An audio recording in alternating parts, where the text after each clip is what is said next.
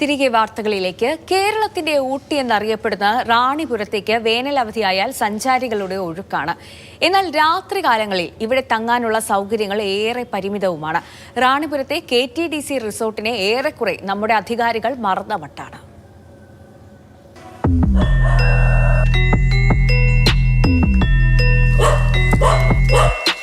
Covid കാലം തുടങ്ങുന്നതുവരെ വളരെ നല്ല രീതിയിലാണ് ഈ കാണുന്ന റിസോർട്ടും ഭക്ഷണശാലയും പ്രവർത്തിച്ചു വന്നിരുന്നത്.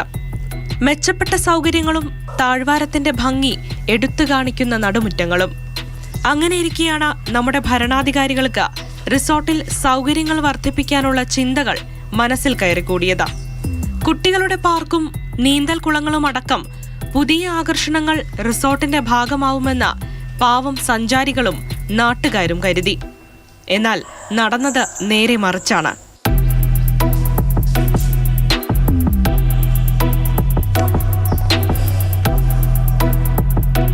റാണിപുരത്ത് വരുന്ന യാത്രക്കാർക്കും എല്ലാ ടൂറിസ്റ്റുകൾക്കും എല്ലാവിധ സൗകര്യങ്ങളും താമസ സൗകര്യങ്ങളായിക്കോട്ടെ അല്ലെങ്കിൽ ഫുഡ് അടക്കം കൊടുത്തുകൊണ്ടുന്ന പ്രോപ്പർട്ടി ആയിരുന്നത്.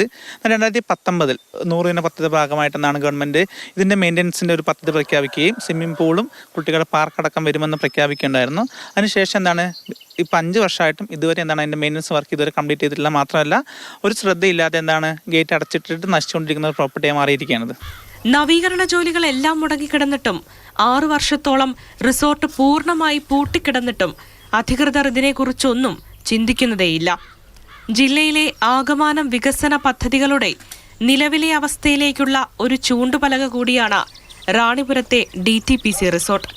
കേരളത്തിലെ പുതിയ ടൂറിസം കേന്ദ്രങ്ങളെക്കുറിച്ചുള്ള ചർച്ചകൾ ഭരണാധികാരികൾക്കിടയിൽ കാര്യമായി നടക്കുകയാണ്. എന്നാൽ ഒരു ജില്ലയിലെ പ്രധാന ടൂറിസം കേന്ദ്രത്തിന്റെ സ്ഥിതി ഇതാണ്. എന്താണ് ഇതാരും കാണാതെയും കേൾക്കാതെയും പോകുന്നത്? ഷാജു ചന്തപ്പുരയ്ക്കൊപ്പം സാരംഗ് സുരേഷ്, മാതൃഭൂമി ന്യൂസ്, കാസർഗോഡ്.